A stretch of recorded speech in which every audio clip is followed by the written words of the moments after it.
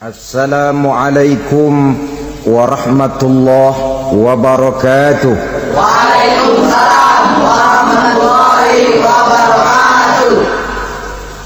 Alhamdulillah wassalatu wassalamu ala sayyidina Rasulillah sayyidina wa maulana Muhammad ibn Abdullah wa ala alihi wa sahbihi wa mawalah. La haula wa la quwwata illa billah, amma ba'du. Bapak-bapak, ibu-ibu, saudara-saudara kaum muslimin rahimakumullah. Pada pertemuan yang lalu sudah saya jelaskan bahwa hidup selalu berakhir dengan kematian. Apabila datang kematian menimpa seseorang, datanglah kiamat baginya.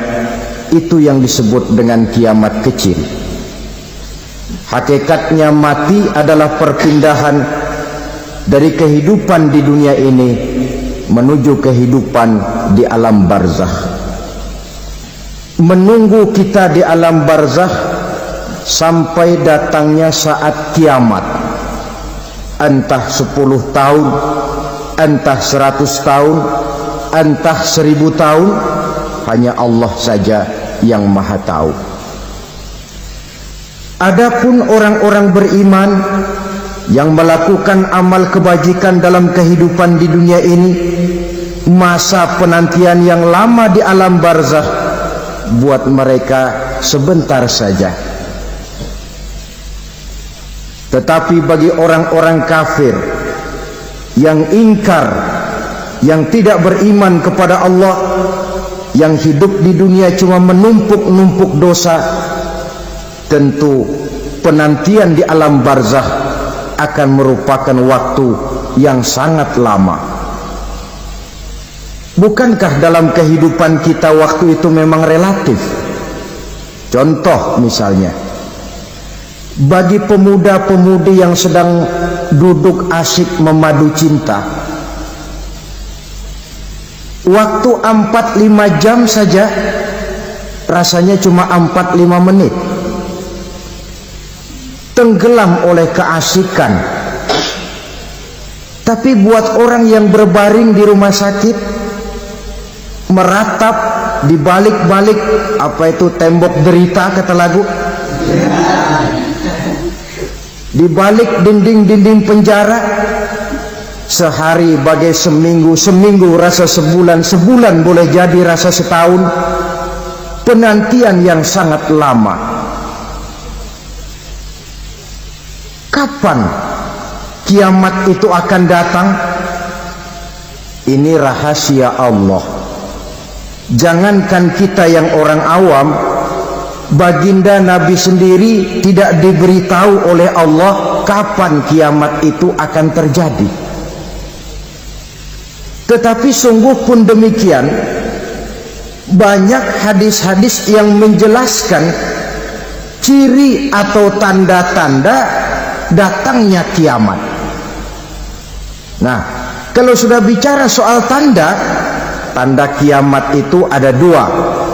Pertama yang disebut alamatus sughra, tanda-tanda kecil. Ini waktunya masih ada tenggang. Ada yang dinamakan alamatul kubra, tanda-tanda besar. Artinya kiamat sudah diambang pintu. Apa tanda-tanda kecil dari datangnya hari kiamat itu? Misalnya kata Nabi, apabila ilmu sudah diangkat oleh Allah, artinya apabila ulama sudah banyak wafat, minat orang belajar agama berkurang, lalu kebodohan nampak merajalela di mana-mana, zina dikerjakan secara terbuka, minuman-minuman keras jadi kebanggaan, itu termasuk di antara tanda-tanda kecil terjadinya hari kiamat. Apalagi misalnya iza waladatil ammatu rabbataha, apabila budak sudah melahirkan tuan. Apa maksudnya? Ada yang mentafsirkan apabila anak sudah bisa membudaki orang tuanya. Orang tua yang melahirkan dia, yang membesarkan dia, demi setelah si anak besar jadi orang berpangkat, bertitel, berharta, berkedudukan, jadilah orang tua itu budaknya. Sehingga sering dibilang kalau orang tua kaya, anak jadi raja. Tapi kalau anak yang kaya, orang tua sering jadi budak. Apalagi munculnya fitnah yang bergelombang, timbul perang antara dua bangsa yang besar, waktu berjalan terasa sangat pendek sekali. Itu merupakan tanda di antara tanda-tanda kiamat. Termasuk di dalamnya sulit membedakan mana laki, mana perempuan. Kan kalau tanda-tanda kayak begini sekarang sudah banyak kita lihat kan. Ulama banyak wafat, penggantinya sulit.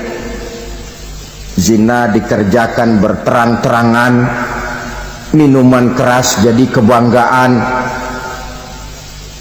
banyak anak membudaki orang tuanya, sulit membedakan mana laki mana perempuan. Kadang-kadang dari belakang kita lihat perempuan bener, begitu kita colek nengok jenggotan.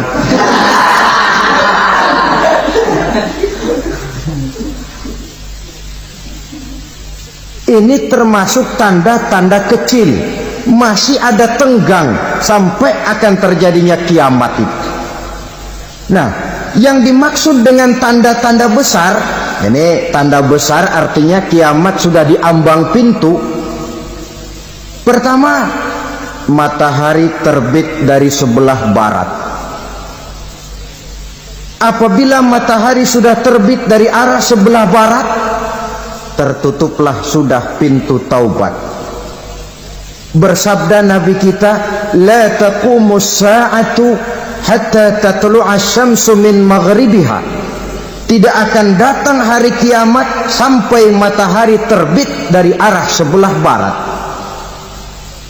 Fa iza tala'at, manakala matahari telah terbit dari arah sebelah barat, wara'ahan nasu, manusia banyak menyaksikan itu, amanu ajma'un, mereka pun lalu beriman. Yang tadinya kafir, yang tadinya ingkar, yang tadinya membangkang, setelah melihat matahari terbit dari sebelah barat, buru-buru beriman, berlomba-lomba mengucap dua kalimat syahadat. Tapi apa yang terjadi? Kata Nabi, wadzalika hina la yanfa'u nafsan imanuha lam takun amanat min qabl.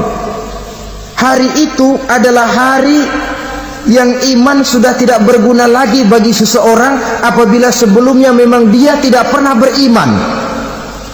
Au kasabat fi imaniha khaira, atau beriman tetapi tidak pernah melakukan kebajikan di dalam keimanannya itu. Hari yang sudah kaset, hari yang sudah terlambat, beriman tidak akan ada gunanya lagi. Ini pelajaran buat kita. Sebelum sang surya terbit dari sebelah barat, sebelum nafas sampai di tenggorokan, artinya pintu taubat masih terbuka. Kalau dua hal itu sudah terwujud, nafas sudah sampai di kerongkongan atau matahari sudah terbit dari arah sebelah barat, tertutuplah sudah pintu taubat. Tak ada lagi gunanya pangkat, jabatan, harta, bahkan beriman pun dalam suasana macam itu too late, kata orang Kulon. Sudah terlambat. Matahari terbit dari arah sebelah barat, itu tanda besar, artinya kiamat sudah diambang pintu. Lalu apalagi tanda besar? Munculnya Dajjal. Dajjal artinya pendusta-pendusta yang menyesatkan manusia. Ada dua macam Dajjal, saudara. Ada Dajjal kecil, ini Dajjal kelas teri. Kalau ini sejak zaman Rasulullah sudah ada itu. Tiap zaman ada. Di zaman Rasulullah misalnya Ada yang bernama Aswad al-Unsi dari Yaman. Ada yang namanya Musailamah al-Kazzab dari Yamama. Ada yang namanya Ibnu Sayyad dari Madinah. Ini dajjal-dajjal di zaman Rasul. Musailamatul Kazzab memproklamirkan diri jadi nabi dia di zaman Rasul masih hidup. Ini dajjal zaman Nabi. Di zaman sahabat muncul dajjal-dajjal. Di zaman kita sekarang ini dajjal-dajjal pun gentayangan. Dajjal-dajjal kelas teri. Kerjanya mendustakan manusia, menyesatkan manusia, memalingkan manusia dari jalan yang benar dan diridhoi oleh Allah Subhanahu wa taala. Adapun yang merupakan tanda besar dari datangnya kiamat, dajjal-dajjal kelas kakap, pembohong-pembohong besar yang menyesatkan masyarakat manusia berpaling dari jalan Allah mengikuti jalan mereka.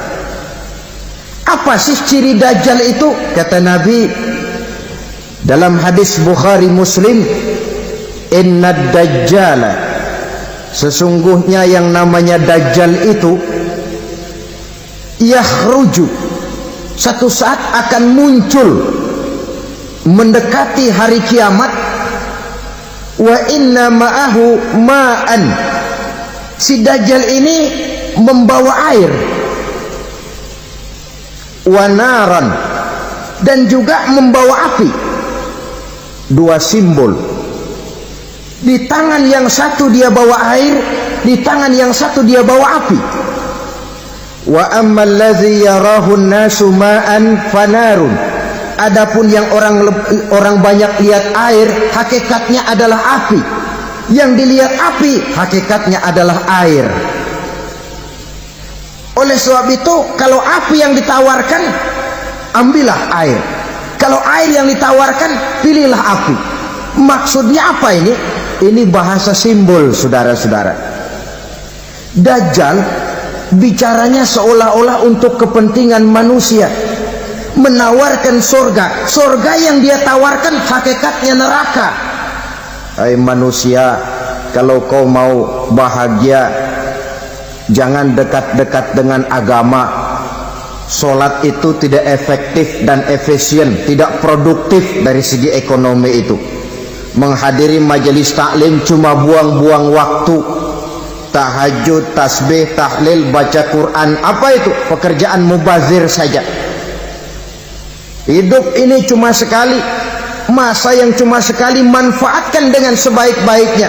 Mumpung, dibawanya sifat mumpung tetapi dalam pengertian yang sangat negatif. Bicaranya seolah-olah untuk kepentingan manusia, tetapi sebenarnya menjerumuskan manusia. Menawarkan air tapi sebenarnya api, menawarkan api tapi hakikatnya air. Buat apa kamu sholat? Buat apa kamu bayar zakat? Buat apa kamu puasa? Surga yang dicanangkan dajjal hakikatnya neraka. Neraka yang digambarkan dajjal pada dasarnya adalah surga. Jadi memutarbalikkan fakta itu kerjaan dajjal. Yang hak jadi batil, yang batil dibilang hak, yang benar jadi salah, yang salah malah jadi benar. Tuntunan disuruh jadi tontonan, tontonan malah menjadi tuntunan. Itu pekerjaan dajjal profesinya.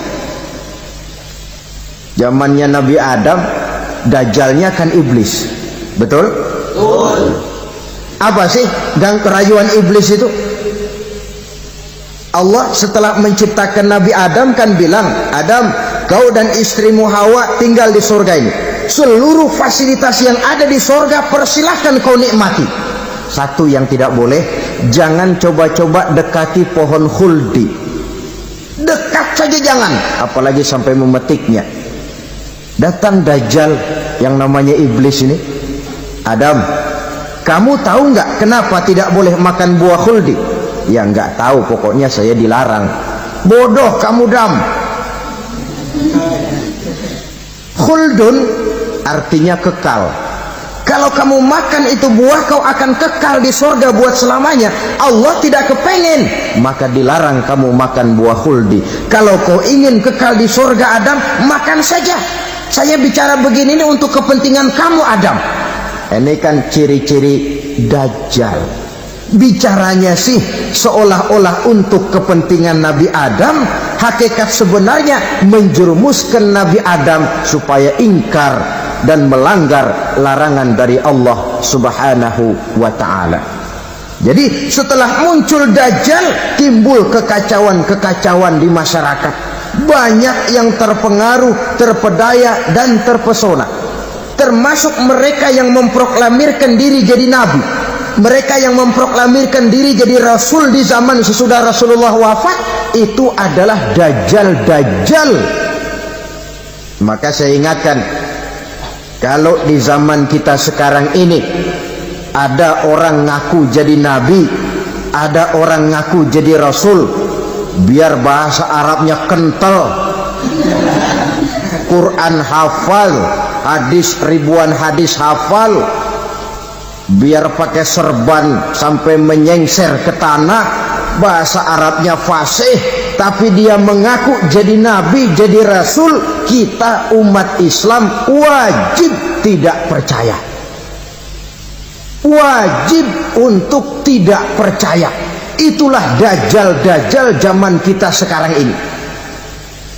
Tidak mustahil mereka datang mempengaruhi orang-orang awam supaya berpaling dari Rasulullah, mengikuti mereka.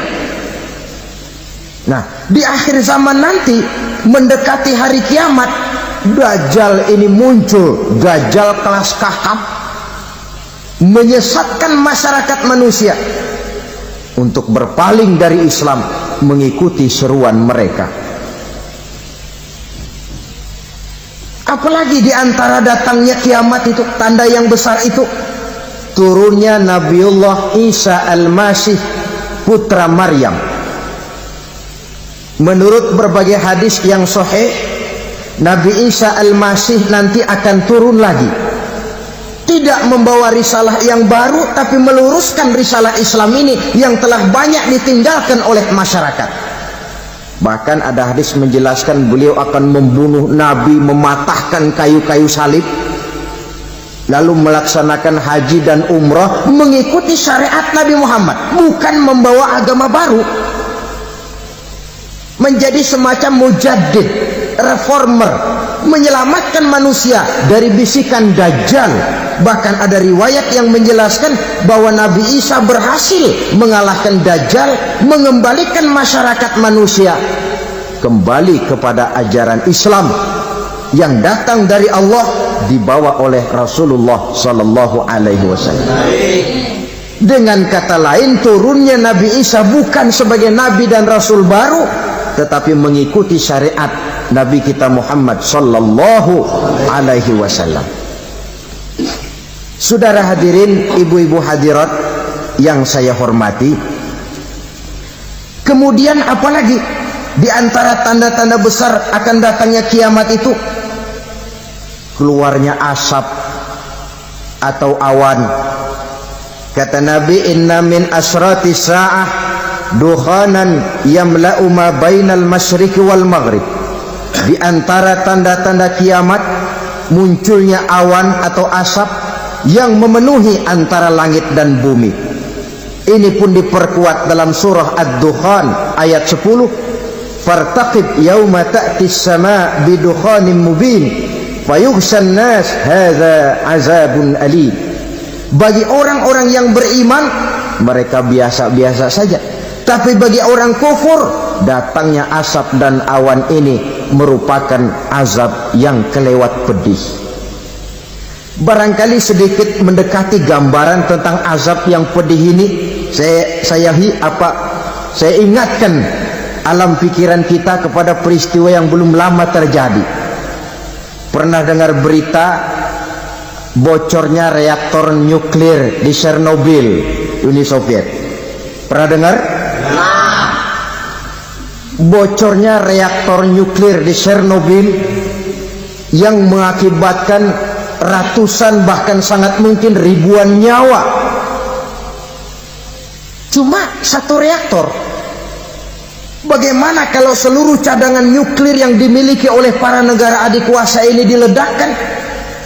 Bahkan yang konon menurut catatan, cadangan nuklir yang dimiliki bersama oleh Amerika dan Rusia sekarang ini sudah sanggup memusnahkan 6 miliar manusia, 1,5 kali lebih banyak dari jumlah manusia yang nongkrong di permukaan bumi ini. Saudara-saudara hadirin yang saya hormati, lalu saat mendekati hari kiamat, apalagi tandanya setelah Nabi Isa wafat pada saat turunnya yang kedua kali, lalu Allah meniupkan angin sejuk, semua orang-orang beriman, orang-orang baik wafat, sehingga penghuni bumi ini cuma tinggal lagi terdiri dari orang-orang kafir. Tidak ada lagi di bumi ini yang bisa mengucapkan Allah. Sehingga dalam hadis qudsi itu ada keterangan, innallaha azza wa jalla yaqulu li Israfil. Allah pernah pesan kepada malaikat Israfil, kata Allah, Israfil, iza sami'ta qailan yaqul Allah Allah fa akhirin nafah 40 sanatan ikraman liqailiha. Hai Israfil, apabila kau dengar di permukaan bumi masih banyak orang yang mengucapkan Allah Allah, maka tunda sangkakala kiamat itu 40 tahun. Untuk apa? Ikraman liqailiha, menghormati orang yang mengucapkan Allah Allah itu. Wah, jadi karena sekarang masih banyak yang mengucapkan Allah, besar hatilah kita, masih jauh kiamat itu. Tapi jangan lupa, kiamat pribadi, kiamat kecil itu yang nggak kita sangka-sangka. Ajal datang mencabut nyawa, itu kiamat pribadi, dan itu yang pasti kita hadapi, dan itu yang membuat kita tidak boleh bersikap main-main di dalam kehidupan sekarang ini. Saudara hadirin yang saya hormati, tidak ada lagi orang-orang muslim. Seluruh penduduk dunia ini kafir. Lalu terciptalah struktur sosial yang berlandaskan prinsip hidup semau gue. Bakal terjadilah prinsip di mana yang kaya menyantap yang miskin, yang kuat menindas yang lemah. Hidup sudah bagaikan di rimba belantara, berlaku hukum rimba, siapa yang kuat dia yang menang, siapa yang lemah menjadi mangsa. Timbul kekacauan, maksiat merajalela, munkarat menjadi-jadi, sehingga isi bumi ini penuh dengan segala macam perbuatan dosa. Tidak ada perlunya lagi alam diperpanjang temponya.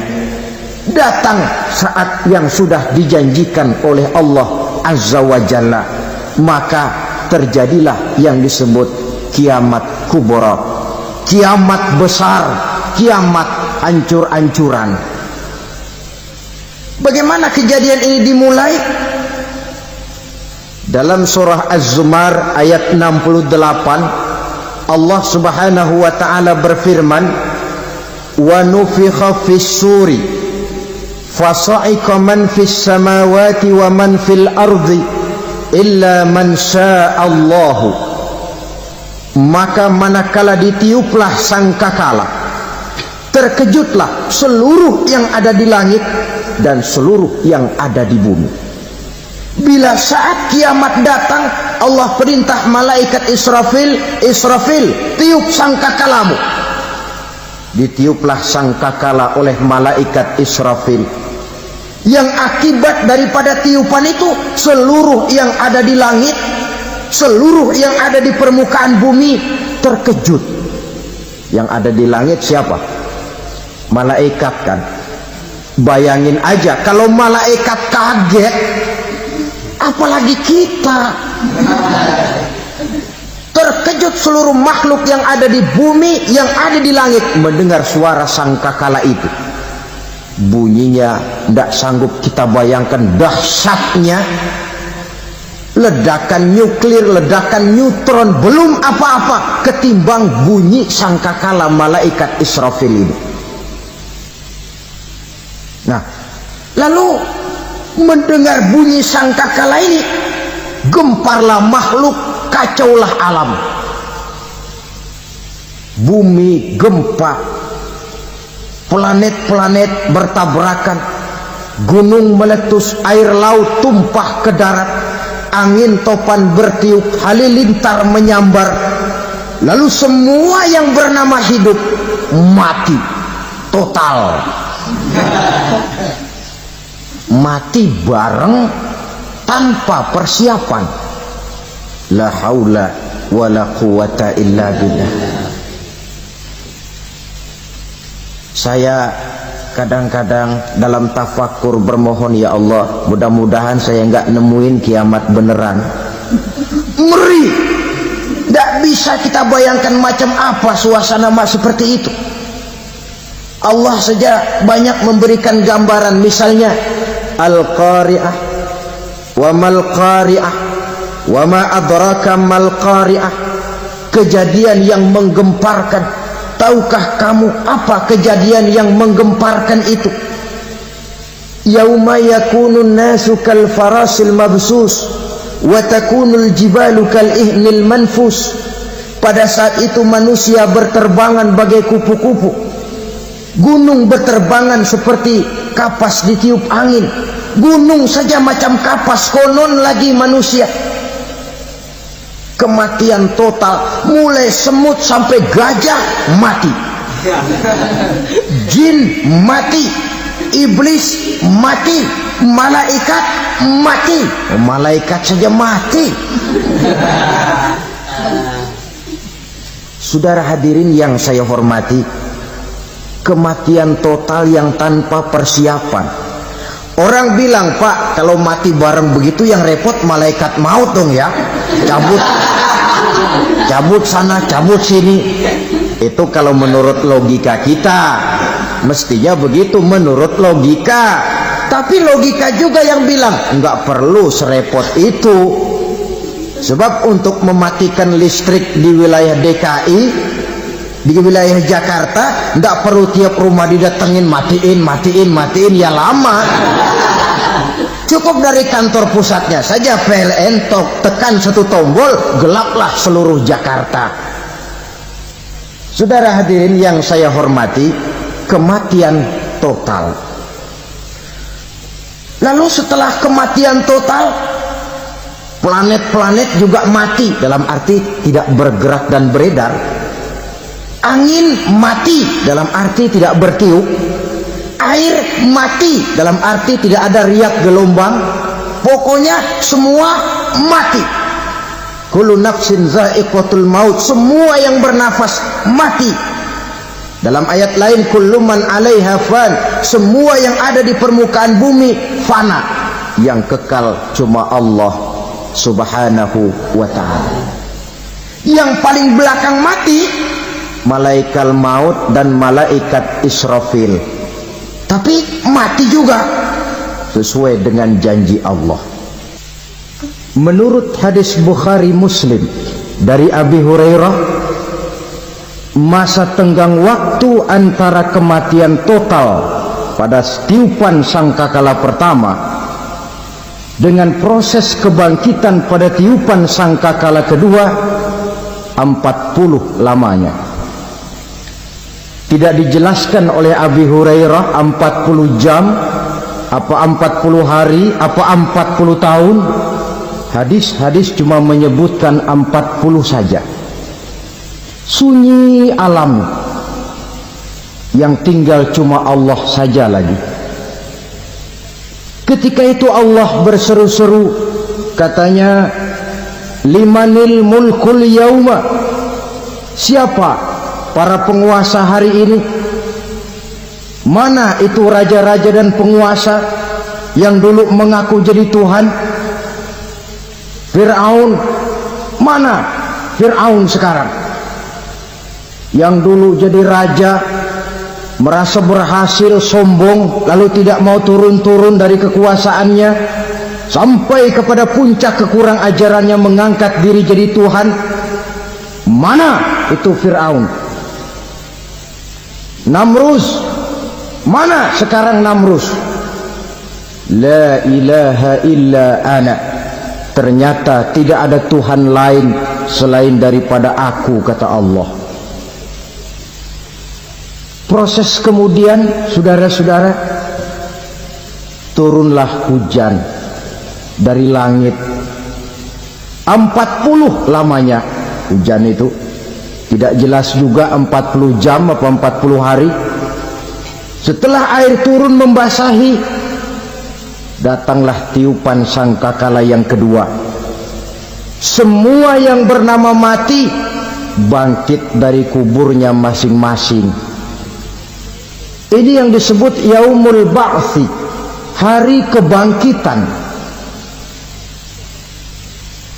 Allahu Akbar. Pada saat kita bangkit dari kubur kita masing-masing, kumpul di padang mahsyar namanya. Bayangin aja, saya sendiri nggak sanggup bayangin. Manusia sejak zaman Adam sampai zaman kiamat kumpul bareng di tempat sama. Berapa banyaknya itu?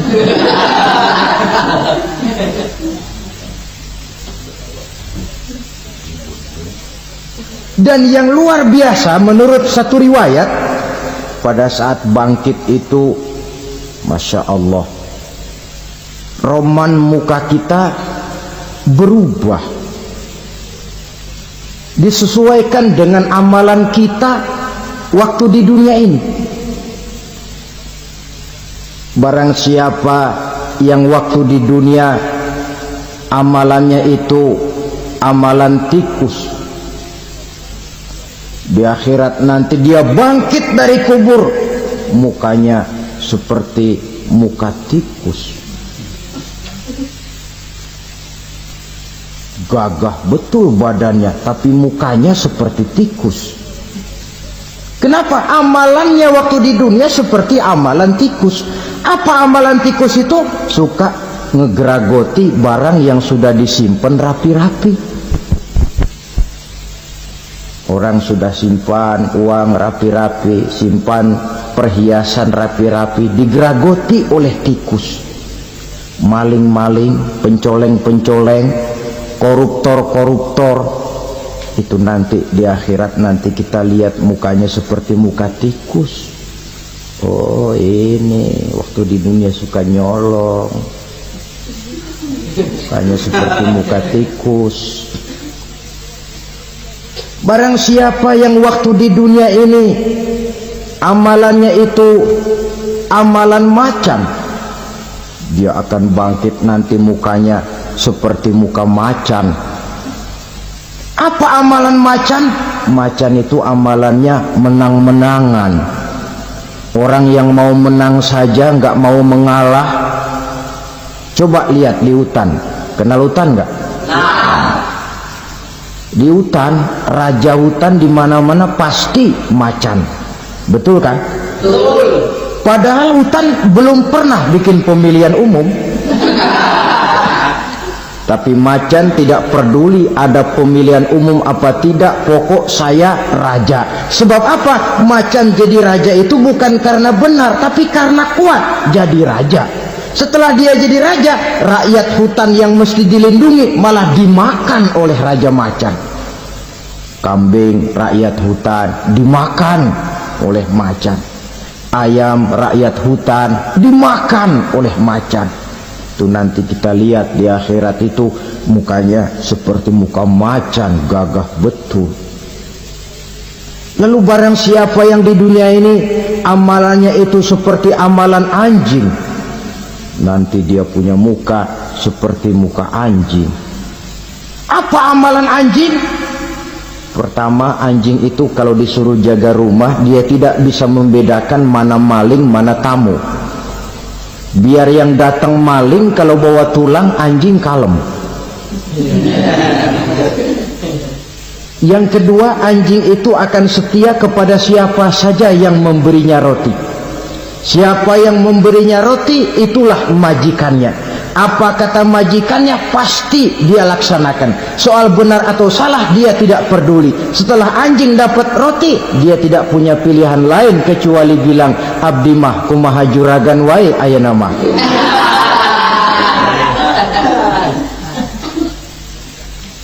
Saudara hadirin yang saya hormati, berkumpul di padang mahsyar, tiap orang sibuk dengan persoalannya masing-masing. Matahari waktu itu didekatkan oleh Allah, panas luar biasa. Ada yang saking panasnya itu mencucurkan peluh keringat sampai sebatas mata kakinya. Ada yang keringatnya sampai sedengkulnya, ada yang keringatnya sampai sepusatnya, ada yang keringatnya mengalir sampai sebahunya, ada yang kelelap oleh keringatnya sendiri, sementara orang di sampingnya nggak apa-apa. Bergantung lagi amalan dia waktu di dunia ini. Saudara-saudara, sebagian orang dalam kepanikan padang mahsyar berombong-rombong datang mereka menghadap Nabi Adam. Ya Adam, anta abal bashar. Hai Adam, Tuhan adalah bapak moyang manusia. Kami sebentar lagi akan disidang, dimintakan pertanggungan jawab. Tolonglah kami, hai Adam. Kata Nabi Adam, jangankan nolongin sampean, saya sendiri tanggung jawab di hadapan Allah. Ketika dulu tidak boleh makan khuldi, saya serobot. Sudahlah, urus diri masing-masing saja, nafsi. Begitu kata Nabi Nuh, begitu kata Nabi Ibrahim.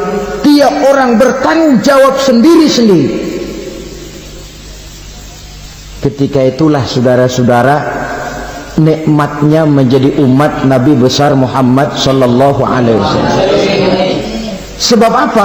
Walaupun menurut abjad kita ini umat paling belakang, kan paling belakang kita ini toh, karena Nabi Muhammad adalah Nabi akhir, tapi akan dihisap lebih dulu, lewat di atas sirat lebih dulu, masuk surga lebih dahulu ketimbang umat-umat belakangan.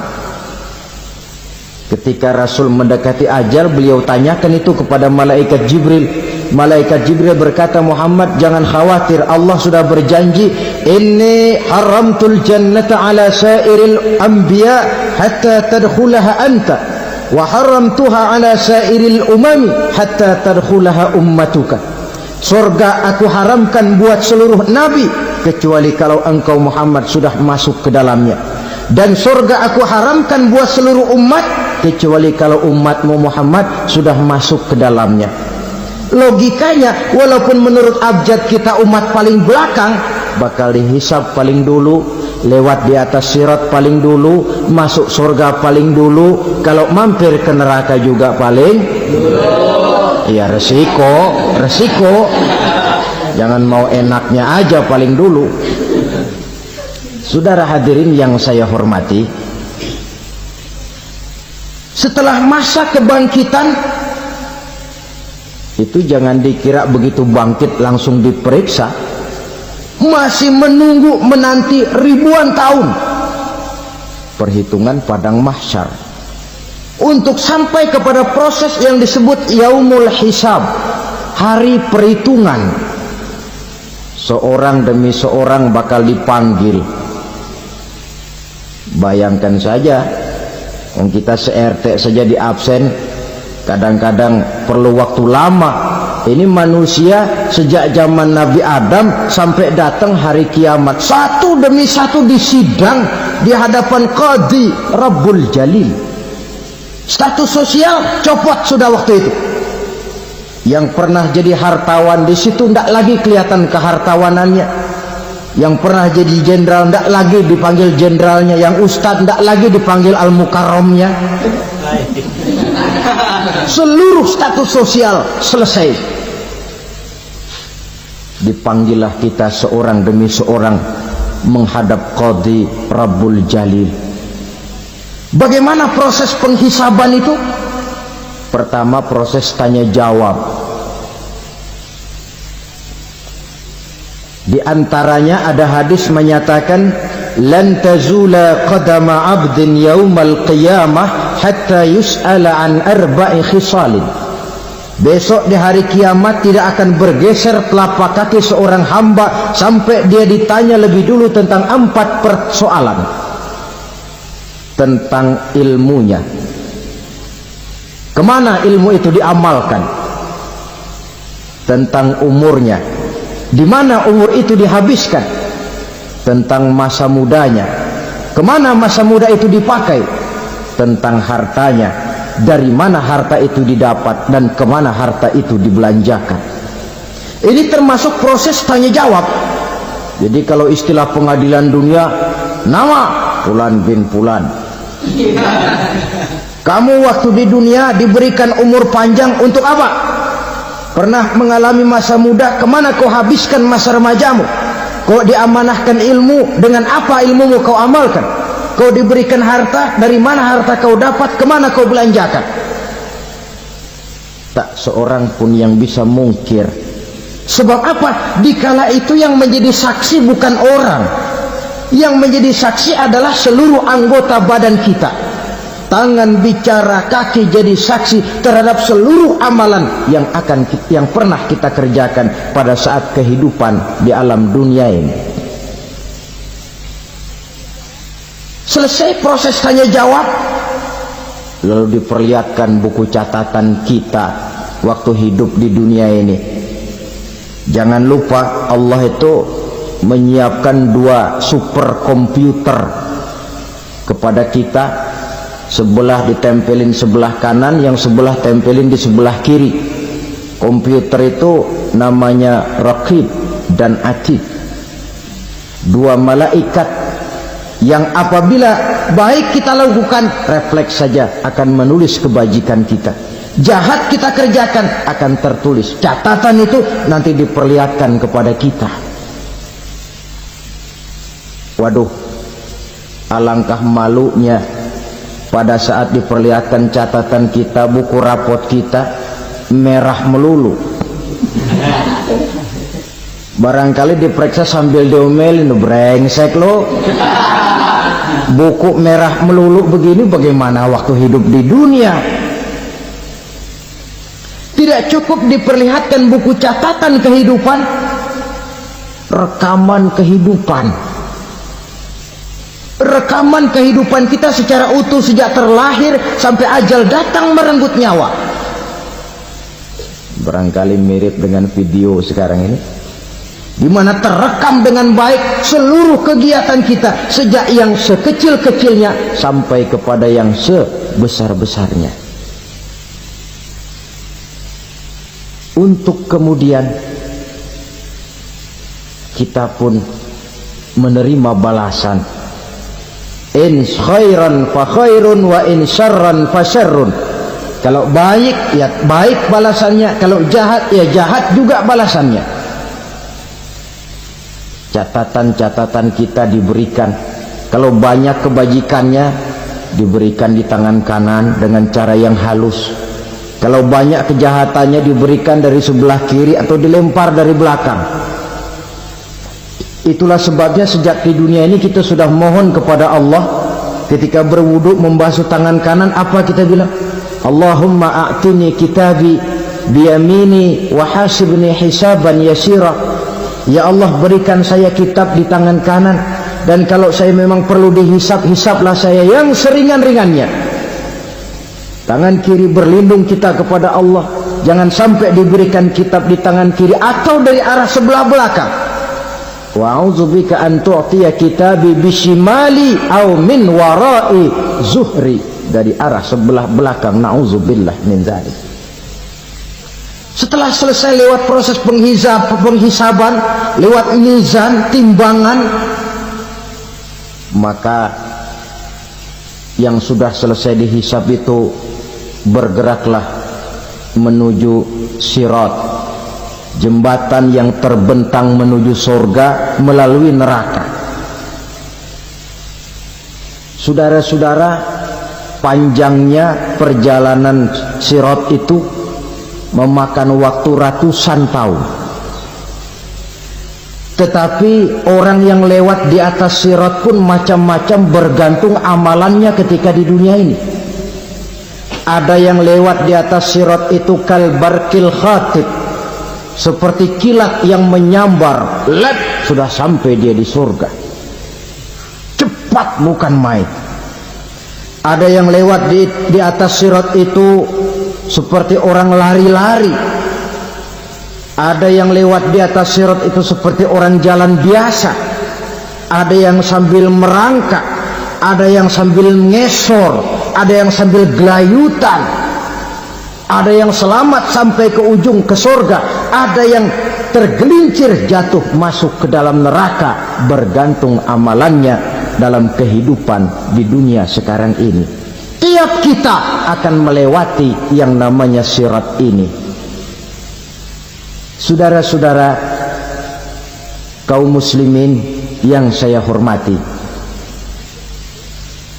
dengan demikian mereka yang selamat melalui sirat sampai ke terminal akhir surga, mereka yang ketika dihisab ternyata banyak kejahatannya daripada kebaikannya, mereka singgah di dalam neraka. Nah, adapun orang-orang yang beriman menurut ayat Quran dan hadis Nabi itu nanti ada bermacam-macam. Ada orang beriman itu yang dimasukkan surga. Ada orang beriman itu yang dimasukkan ke dalam surga. Ada orang beriman itu yang disebut penduduk surga. Kenapa lain-lain, Pak? Karena waktu di dunia amalannya juga lain-lain. Ada orang beriman yang masuk surga. Ini paling murah tiketnya. Mau masuk surga? Kata Nabi begini, ma min abdin qala la ilaha illallah thumma mata ala dhalik illa dakhala al-jannah.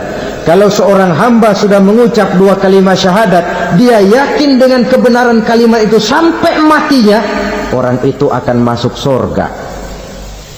Abi Dzar yang waktu itu diajak bicara heran, ya Rasul kok gampang betul? Iya, walaupun orang itu mencuri, iya, walaupun orang itu berzina, iya. Biar dia mencuri, biar dia berzina, kalau dia sudah mengucap dua kalimat syahadat, dia yakin dengan kebenaran kalimat itu sampai matinya, itu orang akan masuk surga.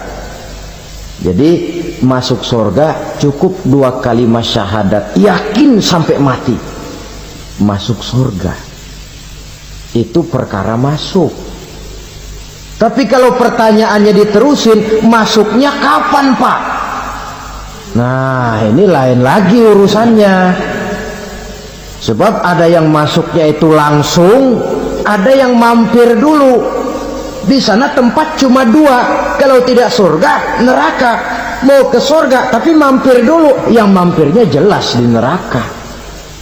Kenapa? Dalam hadis qudsi ada riwayat, nanti itu di akhirat, setelah Allah selesai mengatur penduduk surga masuk surga, yang neraka masuk neraka, Allah berkata kepada malaikat Malik, malaikat Malik, labaik ya Allah, itu bajingan-bajingan tengik, manusia-manusia durjana yang waktu di dunia tidak mau sujud, jauh dari ulama, gemar melakukan yang munkarat dan maksiat, hidup di tengah masyarakat selalu jadi bibit keonaran, kufur, sudah masuk neraka semua. Sudah ya Allah. Nah, kalau sudah, coba sekarang kamu masuk, Malik. Saya, iya, masuk neraka. Mau apa ya Allah? Kata Allah, akhriju minan nar man kana fi qalbihi misqala habatin min khardalin min iman. Kau masuk neraka, cari di dalam neraka orang-orang yang ada imannya walaupun kecil sebesar biji zarah, angkat mereka keluar. Masuk malaikat Malik ke neraka, cari orang yang ada imannya, korek-korek. Ya repot, udah pada gosong. Yang ada imannya diangkat ke atas, yang ada imannya diangkat ke atas, lalu dimandikan di Nahrul Hayat, namanya sungai kehidupan di akhirat nanti. Cakep lagi rupanya, bersih lagi wajahnya, apel di hadapan Allah. Kata Allah, bagaimana mas? Kapok nggak sampean? Kapok ya Allah. Nah, kalau kapok, idhab fadkhulil jannah, pergi masuk surga sana. Berangkat mereka ke surga, ketemu sama teman-temannya yang udah sampai lebih dulu, yang nggak pakai mampir lagi. Terjadi dialog.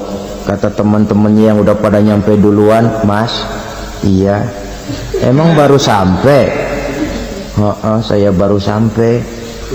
Memang mampir di mana dulu mas? Kita sudah lama sampai di surga. Saudara buka surah Al-Muddathir ayat 34-35. Ma salakakum fis saqar? Kenapa kamu mampir di neraka Saqar?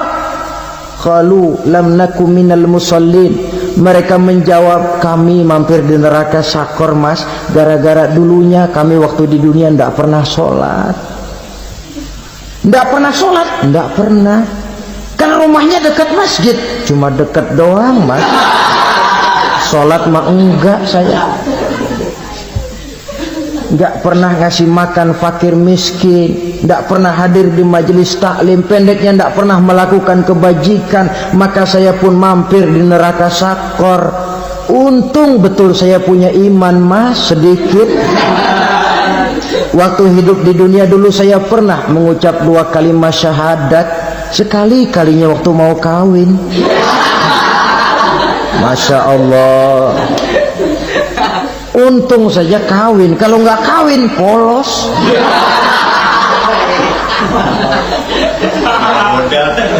Itu juga pengulu sudah setengah mati ngajarin. Asyhadu alla, asyaduaan, asyaduaan.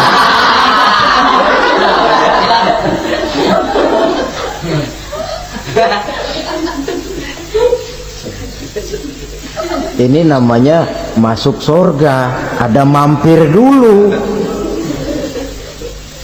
Ada pula orang mukmin itu yang dimasukkan surga. Namanya dimasukkan kan terima beres.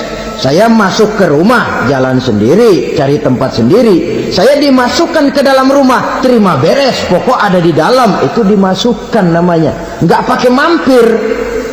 Tapi tentu tiketnya lebih mahal ketimbang yang pertama tadi. Apa kata Allah?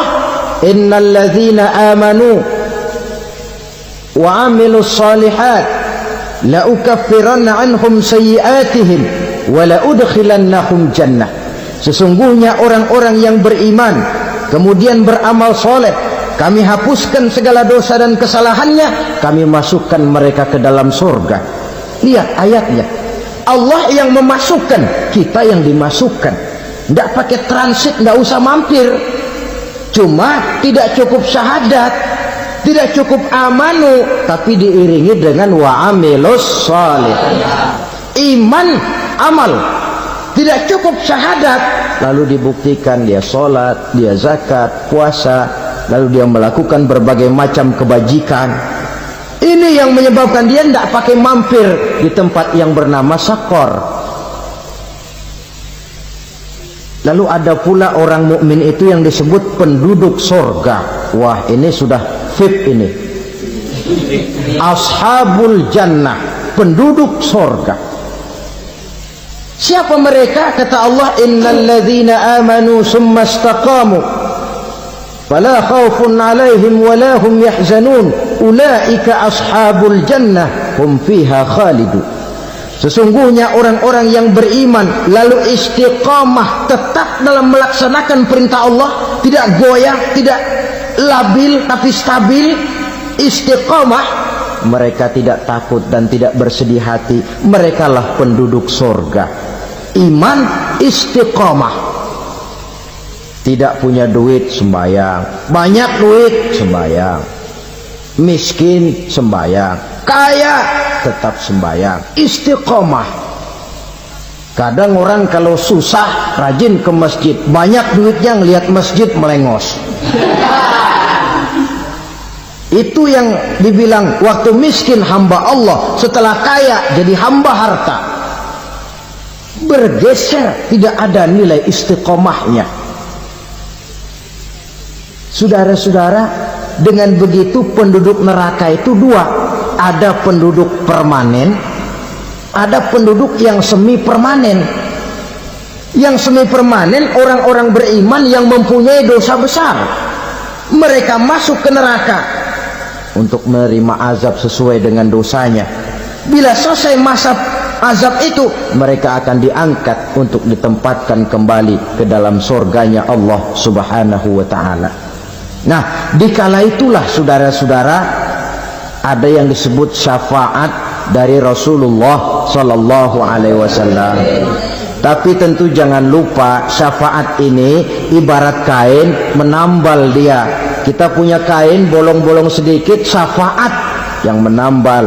Solat kita ada kurang dikit, sedekah kita ada campur riak dikit, amalan kita ada tidak karena Allah dikit, kita berharap syafaat.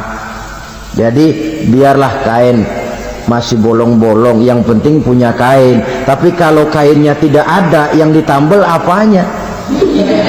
Sholat tidak, puasa tidak, zakat tidak, berharap syafaat saja, ya, terlalu berlebihan itu.